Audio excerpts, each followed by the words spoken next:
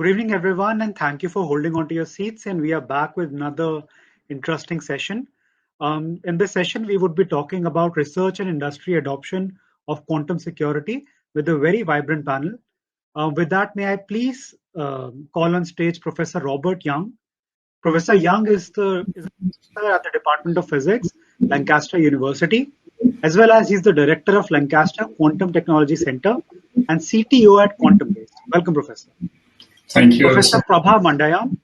Professor Mandayam is the Associate Professor at Department of Physics at IIT Madras. Professor Urvashi Sinha, who's a professor at Raman Research Institute. Mr. Rahil Patel, who's Global Strategic Partnerships Leader at QNU Labs. And Mr. Vinayak Godse, Vice President, Data Security Council of India, who would be moderating the panel. Welcome, panelists. Yeah, thank you. Thank you, Vikas. So in this panel, what we would like to do is to look at the research which is ongoing research here in India and other parts of the globe in quantum world, and especially focusing on a quantum security part, and also try to see how is the industry adoptions are evolving. Basically, we just heard two presentation on how industry should be preparing for this one, and we would like to investigate that part, how this in real life scenario, how these things are getting adopted basically. So let me start this conversation by putting a question to Dr. Urvashi. So there are still people had been trying to comprehend this, people had been trying to learn this basically, but there's still some nuances that needs to be revealed in terms of understanding what is leading the realities of the quantum computing basically. So what are those key researches, nuances basically, and breakthrough ideas basically, which are bringing the reality of quantum computing to the level. So currently it is at the cloud level now probably it will be coming to the day-to-day life as well. So thank you very much, Vinayak, for the first question, and of course, thanks to the organizers for inviting me to the panel discussion. So I would like to interpret your question in my own way, and so I would think that what you're trying to say is that what are the principles of quantum mechanics which actually enable quantum computing. When you say nuances, what I do in everyday life doesn't appear as a nuance to me, right? Like, so it's everyday bread and butter. Then I think that is what you're aiming at. So of course, so that is something which we all should appreciate. So currently we are sitting here at our classical computers and we are dealing with what are called classical bits, right? And so bits, of course, consist of two states, 0 and 1. And so the transistor off and the on stage essentially is what constitutes our classical computing scenario. So when we go to the quantum computer, we come up with a new principle, which is something which only can happen in the quantum domain, which is called the quantum superposition principle. Okay, and so superposition principle is one of the most counterintuitive things, perhaps, which we encounter if we don't do this every day. And that is this, that, a system can exist in more than one state at the same time. So instead of just 0 and 1, we have what is, a possibility of 0 and a possibility of 1 in the same state. So essentially, we traverse what is called different points on a Bloch sphere. But without getting into the details, it is essentially like a switch which is on and off at the same time. So now, yes, indeed, that would be a nuance, if we don't deal with it on a daily basis. And so what does that actually lead to?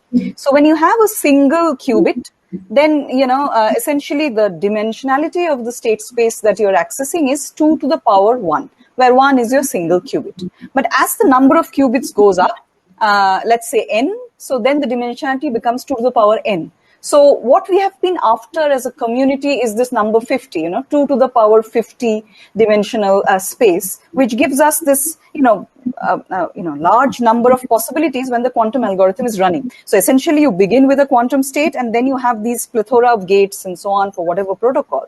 And it is here that the superposition comes in handy in the clever design of these algorithms. Because in the end, when you measure, you end up with, again, 0 or 1. So it's in the middle that the superposition plays this magical role. And so 2 to the 50 is actually a number which is proportional to the age of the universe. And so that is why it is something really big. And this exponential speed up that we call, comes from this sort of space. So to take an example, instead of going 1 by 1, we can actually access many possibilities in parallel. So that is the sort of general idea behind quantum computing. In terms of where we have reached now, there, we already heard Michele. He gave quite a bit of an overview on the different things so far. So the number 50 is something we have already crossed. We, as in, we as a sense of community. It's not like personally our lab or even India for that matter. So IBM actually did that. So I have the list here actually. So Google claimed quantum supremacy with 53 qubits, and IBM now has 65, and they keep saying that they're aiming for 1,000 plus by next year. So it's not too far. I think we'll all outlive that, hoping so. And then we have Rigetti with 32. We have D-Wave, which is interesting because it says 5,000 plus, but we have to bear in mind that that is a non-universal system. So it's not going to be the same thing as the others that I'm talking about. So these are the superconducting qubit platforms, okay? Then we have the photonic ones, which of course I have a special bias to because I work in photonics. So we have Xanadu with 12, PsiQuantum with 2, but an aim of 1 million, okay? And we have Zhujiang, which is from USTC. It's not a company yet, but knowing them, I'm sure it'll become one shortly. And so that is 76 qubits we have. Ion traps, we have Honeywell with a quantum volume of 1024. And I'm sure if we discuss further, we can discuss what that means. Because, you don't want to compare apples and oranges. So we are saying number of qubits at one end, and suddenly this quantum volume comes in. So even with a smaller number of qubits, you can actually do a lot more if your quantum volume is more. And so that is a new thing which actually Honeywell introduced, and it's catching up in terms of declaring these numbers. It's becoming a bit of a numbers game. But then having said that, what isn't, right? And NV Centers is also there with Quantum Brilliance. It's a nice name. Silicon Qubits, Intel, and so on. And one of the controversial ones right now is topological quantum computing because, there was a lot of excitement, but then somehow they couldn't back that up. And we really hope that, something comes out of it in the near future. So this is the current status really globally for quantum computing. And of course, the nuance that I would pick up for this answer would be a superposition. Yeah. I hope that answers your. Yeah. I think, and that also tells the overall ground that is evolving and different players working in different directions basically, and there are various divergent, I think, approaches which are coming in, and I think researchers and as well as the entrepreneurial activities are going on that side. So, Professor Pabba, you had been specialized in information theory, and you mentioned some of your interactions is basically.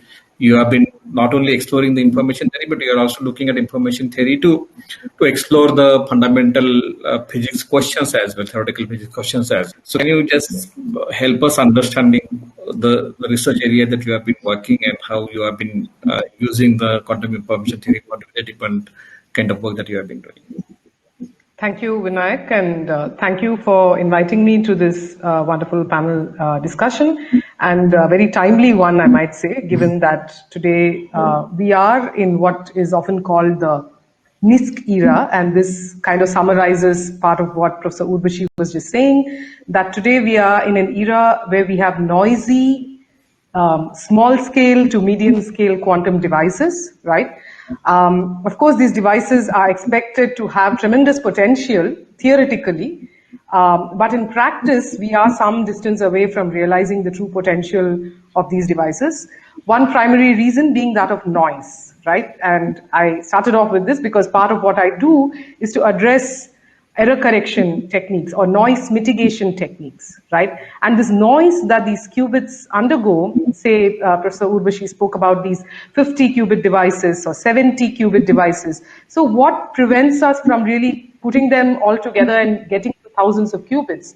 Why is our quantum volume still stuck at some lower numbers? Or why don't, we simply see this exponential scaling happening in practice?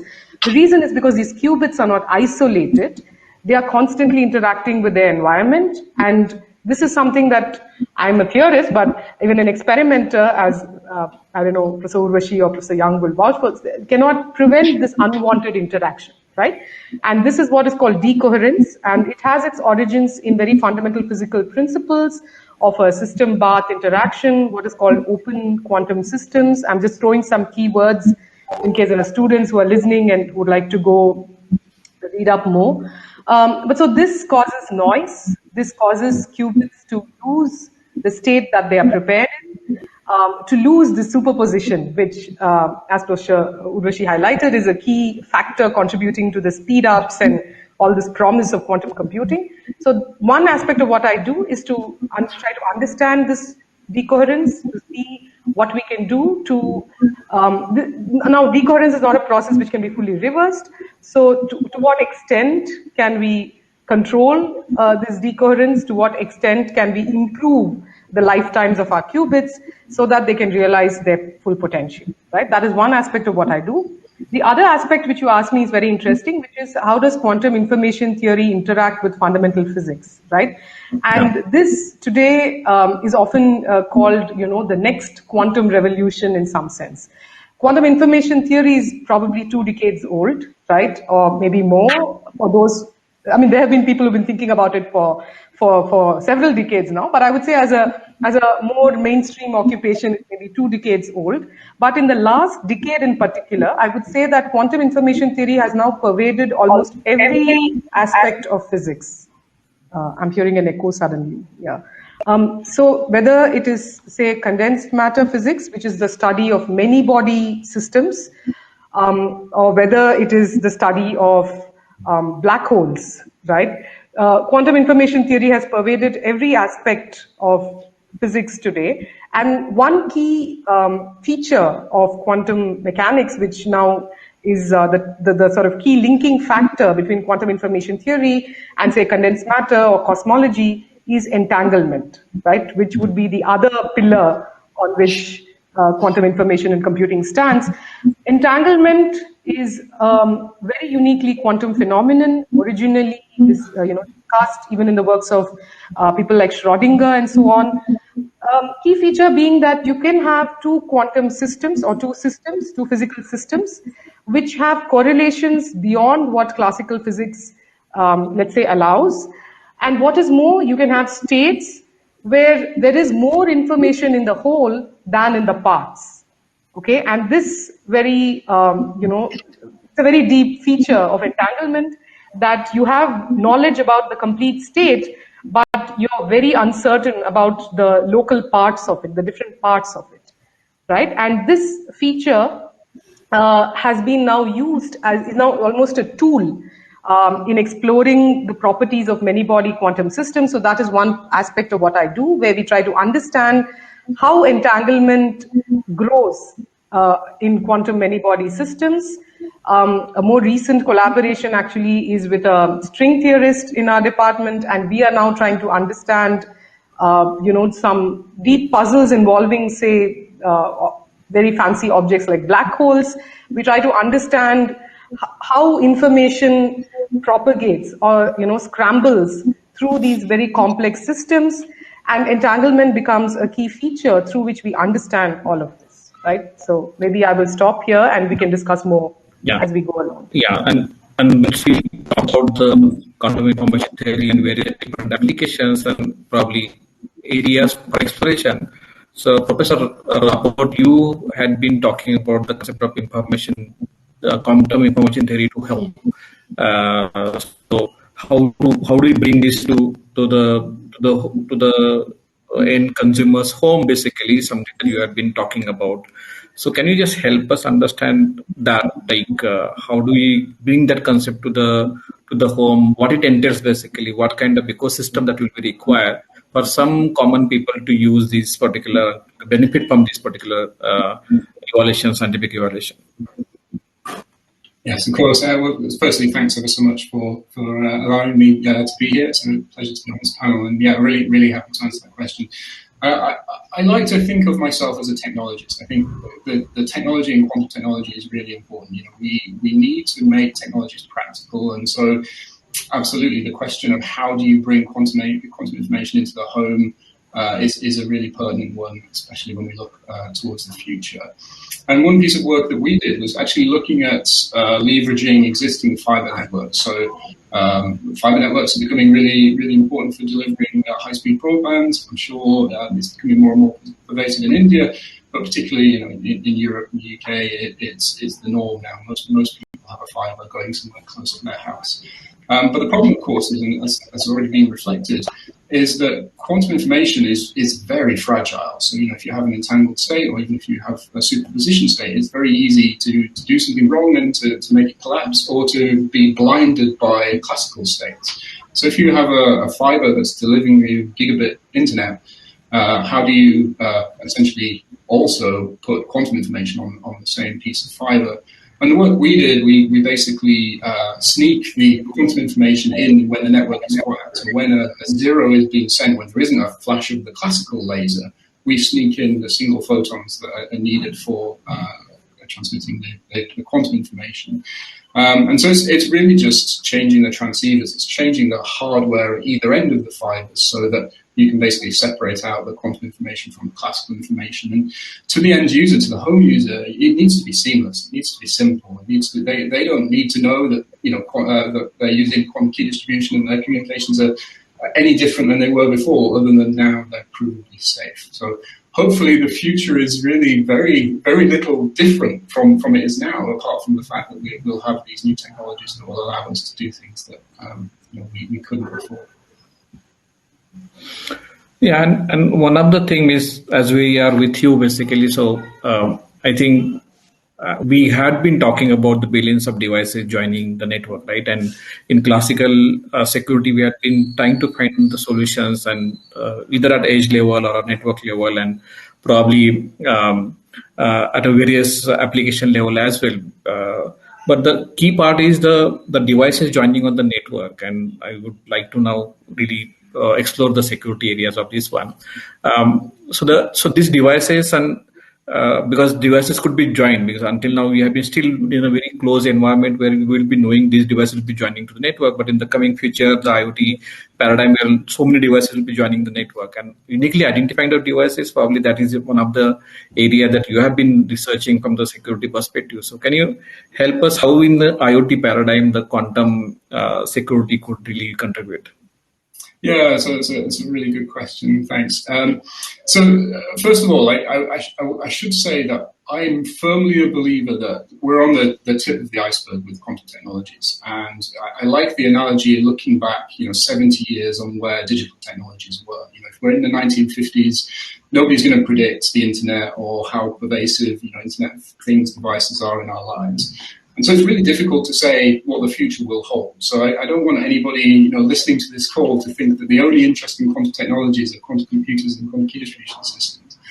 And one thing I really like to do is I like to look at the whole ecosystem and look at how digital devices work today, and then which problems we have with those systems that we can tackle with quantum technologies. And one of those, as you mentioned, is provisioning and identifying devices and Internet of Things systems.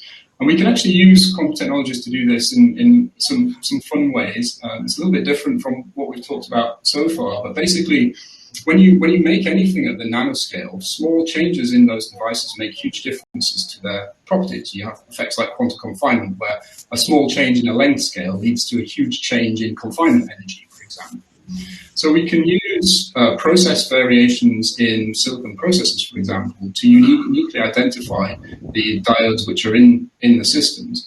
And you can actually probe that quantum mechanics is dictating the behavior of those devices by measuring things like the density of states, by actually looking at the behavior of the structure. So you can read a unique identity and verify that quantum mechanics was behind the generation of that identity. And then you can make the act of counterfeiting a device, a really simple device like an IoT device, which has a very low cost, actually quite trivial. And that's something that we're pushing through my spin-out company, Quantum Base. I actually have a prototype device here, so this is a quantum physical and clonable function. This one baked into a USB stick for actually modifying an existing device, but of course the future is to incorporate these structures actually into the silicon.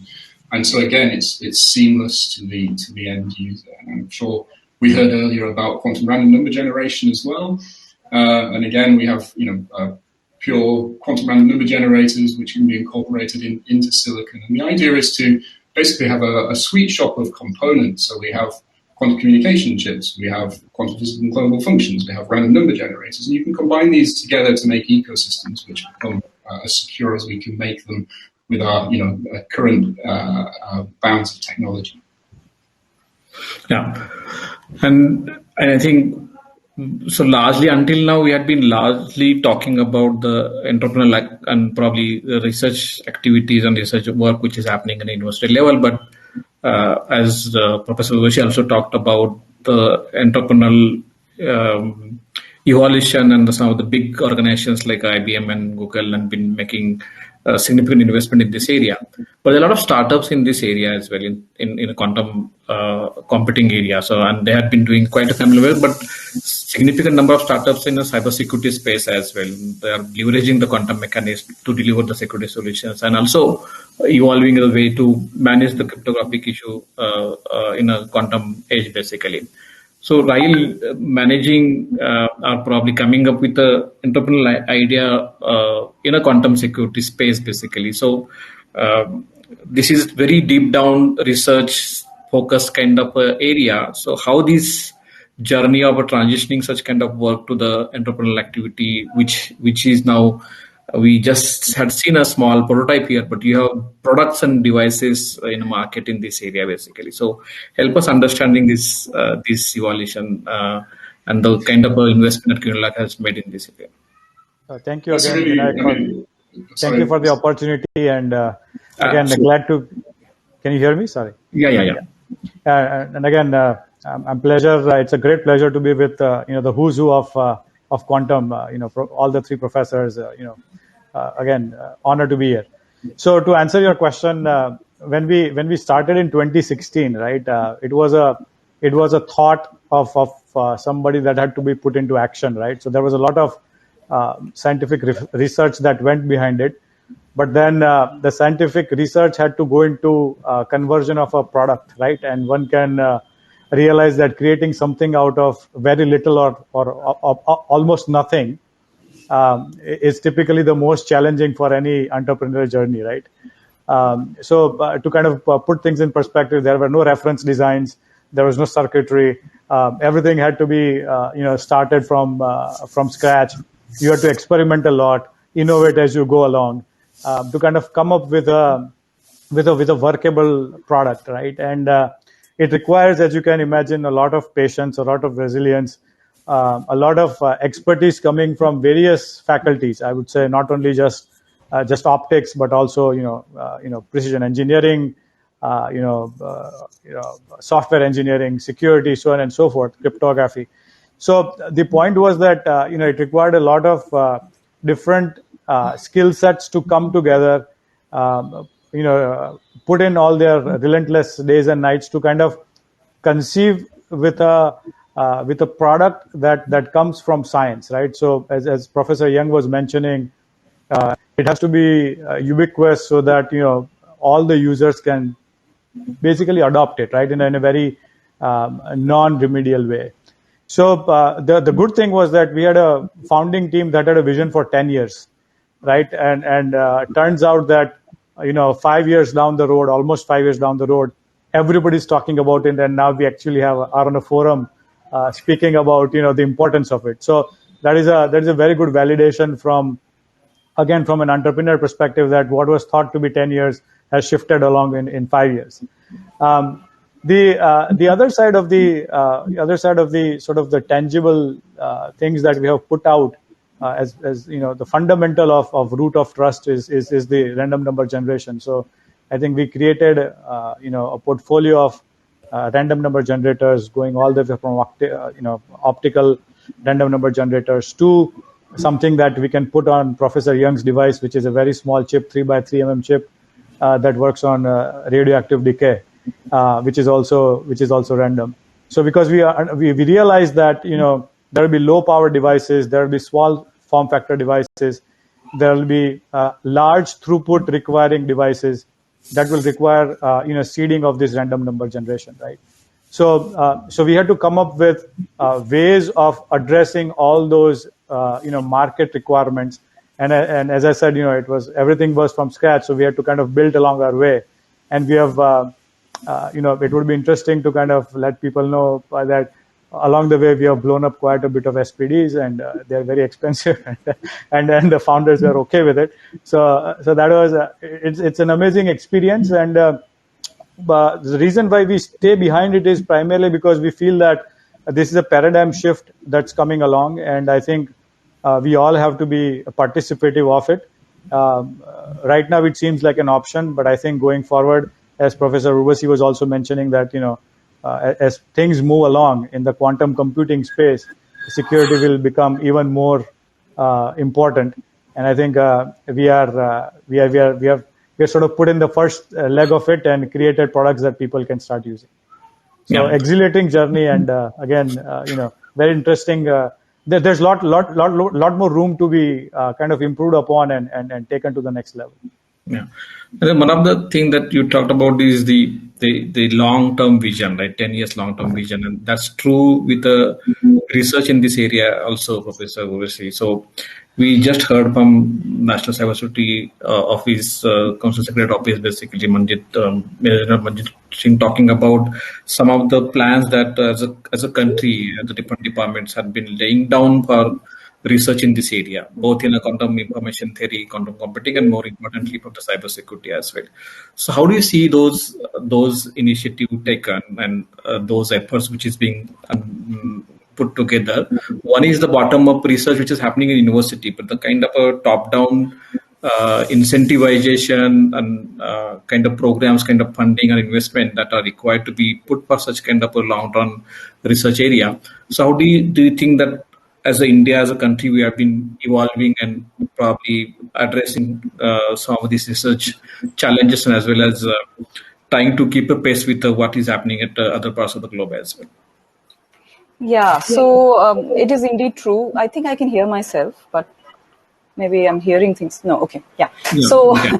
Indeed, we've had quite a lot of, when I started at RRI in 2012, at that time, we didn't have any government initiative per se in quantum science and technologies. And in fact, India has been, one of the leading contributors to quantum information theory research for several decades, right? But then in terms of experimental science, we did not really have much happening at, with terms of incentives and so on. But of late, we have had this DST's Quantum Enabled Science and Technology program. So that has actually funded around 50 projects in this domain, out of which around 19 to 20 are experimental. So now, the others are, of course, theoretical, but then the experimental ones, COVID also happened. So there was a little bit of a delay in the release of the funding for the first year. And finally, it has now happened. And so we have, few labs which are coming up in different domains. So as I mentioned, we started in 2012. So ours would be the first, photonic quantum information lab, where we worked on single and entangled photons and their applications in quantum computing, communications, as well as fundamental quantum mechanics, precision tests of quantum mechanics, and so on. So we are doing that for now almost a decade. In terms of photonics, we have, research happening at IIT Madras, which of course Prabha will be better suited to discuss, but in the engineering department. And then we have research at PRL, Ahmedabad, IIT Kanpur. So there are quite a few photonics labs which have, photonics as in, photon-based labs which have come up, but not necessarily with the computing perspective, but some more so with the communication perspective. We are working on something called higher dimensional quantum computing. So this is a slightly different problem from the two-dimensional space. But then, and then we have superconducting qubit research also happening in India. So we have a lab at TIFR. Which has, I think, a 3-qubit register, which has been demonstrated. We have one coming up in IISc Bangalore, where they have, set up the basics for, producing qubits, some results there. In terms of semiconductors, quantum dots, there is this lab which is coming up in IIT Bombay, based on silicon, based quantum computing. NV centers, we have IIT Bombay and a lab coming up in IIT Madras. NMR is the first thing we did as a country, really, in terms of quantum information processing experiments. So Professor Anil Kumar, who has now superannuated, but he started this at IISc, and then his students, who are now, of course, who would kill me if I say students anymore. They are kind of very mature people. So they are at IISc Mohali and IISc Pune leading NMR QIP. So these are the basic, I think, and there are, of course, things happening as we speak, but this is the current country landscape. And in terms of how we fare when we compare globally, now that is a question. It's a contentious question, right? So if we have started seriously investing in this 2 years, 3 years ago, then of course, we cannot really say that we have everything already done. That would be that's not the kind of quantum magic that we actually perform in our labs. Yeah. But then we are, going ahead quite quickly. So as in terms of quantum communications, in fact, I'm very happy that China launched Messius satellite, because I've been trying to motivate the agencies to fund satellite QKD for 8 years. And my funding happened suddenly after the Messius launch. And so now we are heading India's first project on satellite QKD, quantum experiments with satellite technology in collaboration with our space agency.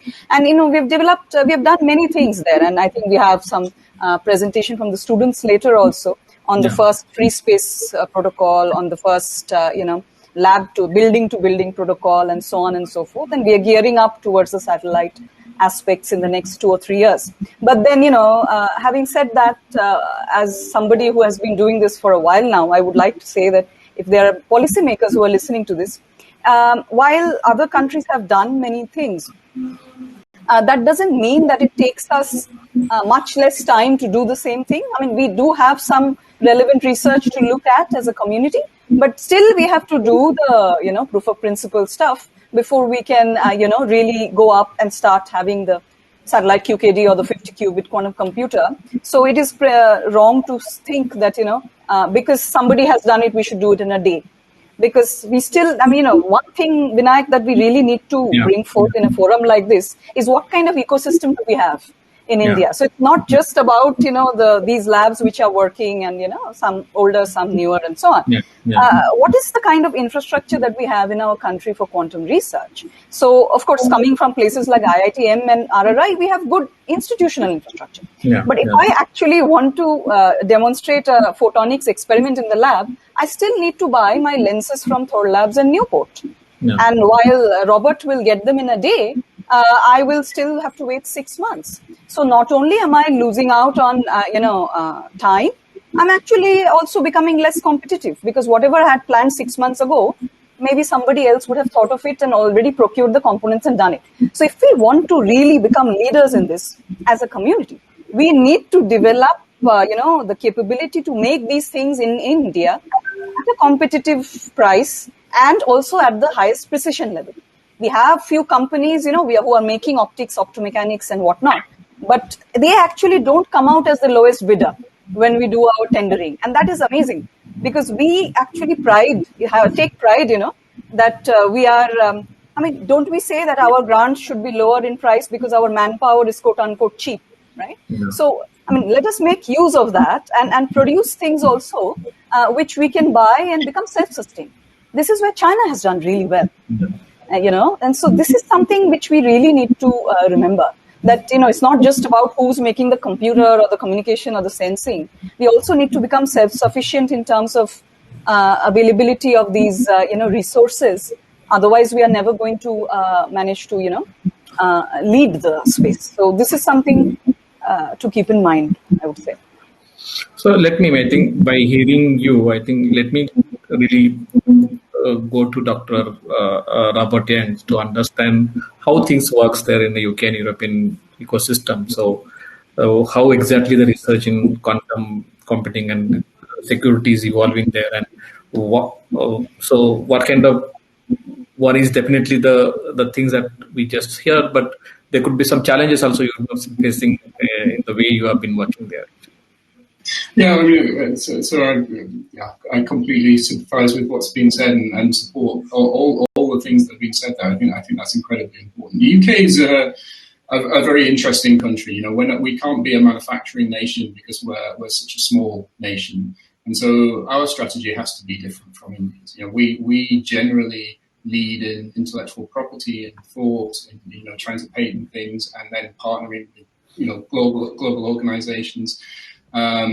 But India has an opportunity to be the country that actually makes these devices, that welcomes the quantum version of a Silicon Valley, for example, and can really harness its population. India has opportunities that the UK absolutely does not. And there's some brilliant science in India. I think one of the things that works really well in the UK are government initiatives. So 2013, so nearly 10 years ago, 8 years ago, we had the quantum technology program launch, and the government invested nearly 300 million pounds at the time, which is a lot of money in the UK per capita. It's a significant amount of money. But that money didn't just go to basic research. That money was for translating that research. The ideas have been known in science for quite a while. How do we realize products from these things? How do we escalate these concepts up the technology readiness levels and actually create products? And so we have initiatives where grants are not just for universities, but they are also for companies, and small companies basically get their contributions for free, or even less than free. They're basically paid to do the research and to accelerate that research. And I think those kind of programs are really important. I do think having an ecosystem, having companies next to each other, so having a high technology company that's producing PCBs next to a company that's producing optics, next to a company that's doing quantum technologies, that synergy between companies is incredibly important. I mean, I came from Cambridge. I was in Cambridge for 6 years. I used to work for Toshiba Research Labs in Cambridge, and I did some of the first work on entangled photon sources, on solid state entangled photon sources. And there, having being surrounded by other companies was incredibly important. But also working for a Japanese company in the UK is really telling. Why has that Japanese company come to the UK? And it's for that ecosystem, and it's for those ideas. And it's also because of those initiatives that they actually save money by doing the research in the UK rather than doing that research in Japan. Sorry, I mean, it's a long, wordy answer to a short question, and I don't know the answer, but I do know that the ecosystem is incredibly important. Incentivizing companies to do the research with an agenda that's got a significant time period. You have to realize that the return on investment isn't going to come in 2 or 3 years. It's probably going to be in 5 to 10 years. And some companies will fail. Maybe the majority of companies will fail. But if you hit an Apple or you hit a Microsoft, it doesn't matter if you've had 100 companies fail in making that one. So it's risk versus reward, and it's about that longer term vision. If you invest in people, if you invest in education and ideas, and if you invest in accelerating these ideas into products, you definitely won't fail. I know there's lots of amazing research. But I think this is very important to understand. One is the approach to the ecosystem, and I will certainly bring that to Dr. Urvashi. Bringing companies, startups, and industry is very important. But I will definitely put that question towards the end of this discussion. But Dr. Prabha, is the quantum cryptography is one definitely important thing, which is delivering a lot of those value for the next gen cybersecurity. Or more importantly, is we have been. So there is definitely. I really met a group of the CISOs in the European Union, and they have been talking about coming together and preparing themselves for the quantum world. But the quantum cryptography is definitely a very evolved field, right? And that's a very key critical application for this one, for the cybersecurity space. And this is one definitely important thing. But with this fundamental research and the practical outcome out of it, how do you see the cybersecurity around the quantum computing will be evolving in coming future? Maybe before I take your question, I just wanted to add one point to the ecosystem issue that has been mentioned. Sure. I think another crucial aspect of having this industrial ecosystem, apart from academic institutions and academic research labs, is that it provides a place for all the manpower training that we do to actually find meaningful occupation. Right. So today, say an institution like IIT Madras, which has thousands of undergraduates graduating every year. So, for example, we now have a master's program, right, where they can specialize in their final year in quantum science and technologies. And a lot of these students graduate with a lot of training in, say, handling an entangled photon device, or in, on the theory of, on quantum cryptography, or any of these, more, forget the fundamental physics aspect of it, which of course as a physicist I'm always interested in. But even these application-oriented tasks, a lot of our students are trained in. But I don't think we yet see that kind of industry ecosystem in this country where this talent can be picked up and then honed and used in something like a national quantum mission, right? So I think I think it's the last bit of the pipeline which has to be fixed somehow, because what we now have top-down government initiatives. We, I think, are starting to see money flow into this area, and we're starting to see a lot of us faculty, like Professor Urvashi was listing out, so many experimental labs which are now training students in this area. But where is all this manpower going to go and get, we kind of have to feed the pipeline back, to close the loop somehow, so that, say, someone like Professor Young was able to, use his skills in the Toshiba lab in making these entangled proton chips, right? So that last mile connection we're still missing in our ecosystem. So I just wanted to make this one point as a... Before we go to security, and that same point, do you see that as a challenge in terms of young engineers opting for this stream of specialization? Indeed, that sort of was at the back of my mind when I said this, because we have a fairly critical mass of researchers, right? Now in almost every institute or every leading institute in the country. But when the students come to us and ask about opportunities and where do we go from here, right? I don't just want to tell them that you can go and do a postdoc in Lancaster or something, right? I want to be able to tell them that we have an industry out here, an industry ecosystem that can absorb you, just like how, your IBMs and Qualcomms and all these other companies are grabbing, someone does a VLSI, has a VLSI specialization, or someone has a classical communications specialization. So they all get absorbed in various industrial aspects. So when we talk of quantum technologies, we need to have that industry ecosystem which can absorb our own home nurtured talent. And then that can come back and feed into making us, developing the next quantum Silicon Valley, so to speak, right? So we need that closing of the pipeline is one aspect. So to come back to your question about quantum cryptography and where it is headed. I think that's a question which has different answers based on whom you address it to, and I'm sure my fellow panelists will have a different perspective to offer on this, their own perspectives to offer on this as well. But the way I see it is to take off from a point that Professor Young mentioned, which is we need to do this in a way that is seamless with the current technology, right? Like you said, it's a very mature field. We have various theoretical protocols developed for different types of quantum communication, not just quantum key distribution, but even other protocols developed. And we have a variety of ways in which these can be implemented, starting with the space-based approach that Professor Urvashi spoke about, to the fiber-based approach that, say, my colleagues in IIT Madras are working on.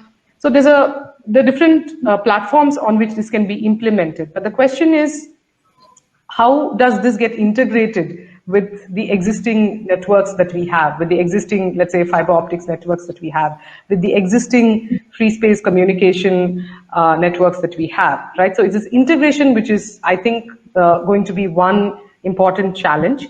I think as far as the theoretical aspects of the field go, I wouldn't say that all our questions are answered completely. There are indeed many unanswered questions. One such aspect, of course, has to do with decoherence, which I spoke about, which is that these quantum states that are prepared and that we would like to transmit, whether it's free space or over fiber, these states are very fragile, right? And these states are prone to lose the superposition, which is the crucial aspect that's carrying this information, or they're prone to lose the entanglement if they're prepared in an entangled state. So how do we sort of marry the theoretical techniques of, say, quantum error correction with a practical implementation of a quantum communication protocol, right? That is one sort of interesting area, even, sort of theoretical area for people to work on. And of course, the practical realizations of these kind of things are also an interesting challenge. Another important challenge is to be able to transmit quantum information securely over long distances, right? And so far, the experiments that have shown very long distance quantum key distribution have all relied on something called a trusted node, or rather several trusted nodes, right? Which, for example, this big Chinese experiment, which is sort of talking about quantum key distribution from Beijing to Shanghai, relied on several trusted nodes along the way, right? But ideally, you want to eliminate the trusted node and replace it by what's called a quantum repeater, which is a secure way of retransmitting this information in some sense, right? So if I'm able to have the information transmitted reliably only over, say, 100 kilometer of fiber, then at 100 kilometers, I want to be able to place a quantum repeater, which is going to efficiently retransmit that information for the next 100 kilometers. It's a kind of secure amplifier in some sense, right? And this technology is something which I think still requires a certain amount of work.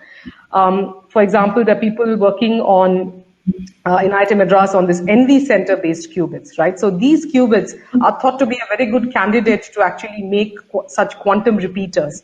So they're essentially like little memory boxes which are going to read the information that's coming in and retransmit it, but this whole operation has to happen in a secure way. And we have some theoretical understanding of how this can be done securely and so on. But I think to marry quantum repeaters again with the existing fiber-based protocols would be, I think, another interesting challenge. So these are just a couple of challenges, I think, in expanding the scope of quantum communication networks.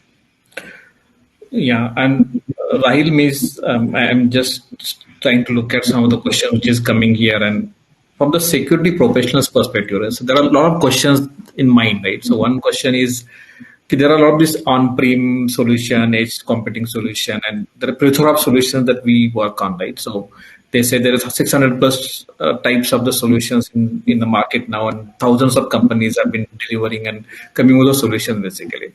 So the question here is, and somebody asked this question, is can quantum security or computing would take care of many of the solutions, probably converge the security direction or security technology ecosystem in future? It's a very broad question. So let me see if I can answer that for the user. So I think from a quantum security perspective, I think there are still fundamental things, as Professor was talking about, in terms of distances. So for communication networks, right, for securing communication networks, that we have to overcome. But until that research work is done, until that practicality of it is actually converted into product, as industry always does, they actually find ways around it, right? So trusted node is an example.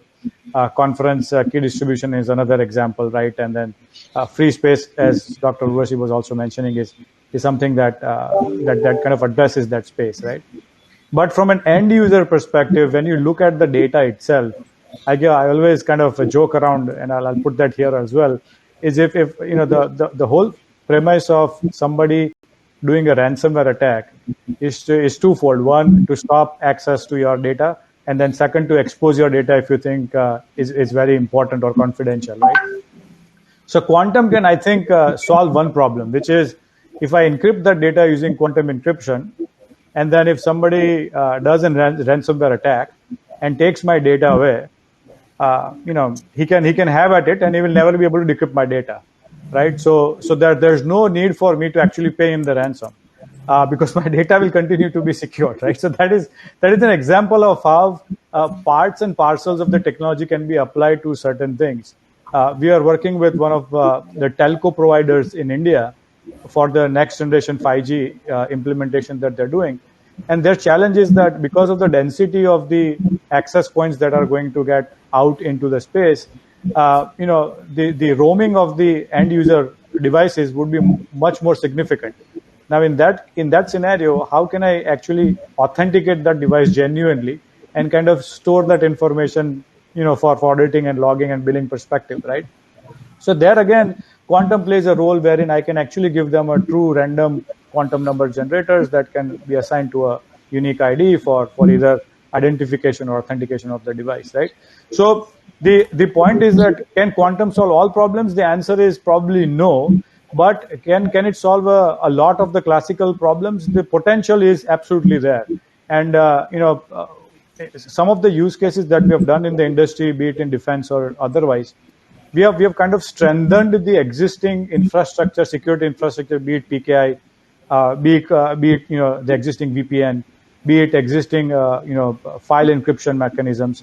So the point is that we are making it harder for somebody to kind of misuse the classical cryptography or the classical ways of encrypting information, so that the end user actually gets to save and be assured that there is a potential of somebody not getting their information out in the open. So I think that's a long answer, but I think in summary, I think there are pointed solutions where quantum can help, and then there's research that's still on the way that will help further. I think that's how I would summarize it. Yeah. So Rahil, as we are with you, and one of the key question we discuss with the CISO community, and there are almost 300 plus CISOs that we engage with them day-to-day basis. But still when it comes to the quantum security, they say it's for defense, it's for the critical sector, it's for the government, not for the private sector organization like BFSI sector or any other sector, basically. But still, there is not much awareness in terms of one is the threats, and other part is basically the opportunity with the quantum information theory and quantum security capabilities, basically. So if we have to really do some intervention to create that ecosystem where industry is, as Prabha Madam also talked about, there should be some industrial opportunities also for somebody who is doing work in this area, basically. So what would be those interventions that you think, because you have been developing this technology and getting it to the market, basically, and still maybe struggling with the same approaches coming from all the buyer community or industry community, basically. So what could be those interventions that we'll be looking at? Yeah, I think the intervention has to be two ways. I think Professor Prabha also mentioned that the ecosystem has to be created that is very tightly integrated with research, as well as making that research into kind of a productization, right, into material usage of it. But on the other side, I think, as you rightly mentioned, the CISO communities today also requires a lot of awareness. I think the fundamental of any security is, your security is as good as the weakest link. So if we don't start adopting the practices of the next generation of technology, which is quantum, right, then I think we are making our own country's infrastructure at risk, right, and it could be because of lack of understanding, or it could be because of lack of awareness, which I think DSCI is playing a classic role in it, and I think we are very appreciative of it. I think talks from Professor Urbasi, Professor Prabha, and Professor Young in his probably country are kind of creating that awareness, right? So we have seen, as I think even somebody else was mentioning on the seminar, that the last 18 months have been transformational, right? I think a lot of interactions have started beginning. A lot of people are understanding the risks involved with the classical encryption algorithms, the classical digital certificates that are being issued, and are slowly evaluating whether going the hybrid route, whether creating that path of going from classical to quantum is something that has to be evaluated very rigorously. So from an intervention perspective, I think, again, tight coherence. See, for example, if we have developed a quantum key distribution product, or if we have developed a quantum random number generation product, then we are open to kind of aligning with the research institute to kind of open that up to kind of do their research that is even at further stage, right? Rather than reinventing the wheel of what we have already done, because we have already made those mistakes and kind of come to bear, right? And we want to give that out to the industry so that we can create the ecosystem, right? And secondly, from an intervention, I think a lot of has been said in terms of policy, as well as from a funding perspective from the government side, which I think is slowly trickling in, which is again very essential. Because if you want to take this quantum leap, and full pun intended, I think it requires a lot of policy and funding that has to come through to people like Professor Prabha, Professor Urbasi, to kind of make those things into reality. So I think those are the interventions that would change the state. And I think we as a country owe it to ourselves and the next generation to kind of make this happen. I think we see as a paradigm shift, and we are very hopeful of the opportunity because, as you can see, the talent is already there, right? It's just a matter of channeling that talent into the right mechanism. Yeah. So I think as we are nearing to the conclusion, I will get to Dr. Urvashi and Dr. Robert to conclude this particular interaction. So Dr. Professor Urvashi, so this ecosystem bringing industry in this entire game of research which is happening basically, and more importantly, the work that you have been doing, and I had seen one of the key person in all those discussions that we do and we see in terms of the government side and those projects. Basically, you are involved. You are one of the key focal and driving force there, basically. So, do you see that those interactions are happening at early stage of these projects which have been defined, where industries involved or startups have been also involved in this area, and what needs to be? If there is a gap, what needs to be done to close that? Can briefly cover that, and yeah. So of course, indeed, I'm involved in wearing many hats, and so then I do get to see this, and I think there is a lot of many startups are actually there. Of course, QNU is there, but then there are others who have also come into this space over the last even 18 months, right? So while all that is very nice, but then they need to be a little bit careful about exactly what product they are planning to market, because sometimes it comes across as that the thought has not yet gone in. So in order to help with this problem, there is something called Quantum Ecosystems Technology Council of India, which has been very recently formulated, and it is in consultation with the PSA office. So I'm in the governing board for that. And so that is one of those initiatives where the idea is to actually put the right people together from research and, the industry and the startups, so that they can talk to each other and something good will come out of it. Because one thing that I strongly believe in is that, maybe it's my own, shortcoming, but I don't see myself as one of those big product manufacturers in a near future. So I still see myself as somebody who will be, coming up with some ideas, some good, some not so good. And so I think academia is very good in coming up with new innovations and new research, whereas industry is well poised to actually productivize these things. No? So I think if we realize where our roles are in terms of our strength, and then work together, then only we will have this healthy ecosystem. If I were to suddenly build optical fibers, I don't think I will do the community any favors there, So this is something which is very important at this stage, because indeed we have all these opportunities which are being promised, and I'm sure some of them will be fulfilled. So we need this to happen. And also the other thing I mentioned earlier, something I want to reiterate at this point, is that, it is not just about industries which are focused on building a QKD product or a sensor or something. It is the other allied industries which are also very important, because we do have a lot of fiber manufacturers in India already, for instance. And so we need more of them to come together, because, the FPGA logic, the boards, we need to make them next door, as Robert was saying, right? So if we indeed have that kind of an ecosystem where, we are doing the quantum stuff, somebody is doing the fiber, somebody is doing the FPGA, then actually we see this evolving, right? And one last point on this, in terms of going back to what Prabha already said, that, we once this happens, then we will see much less brain drain.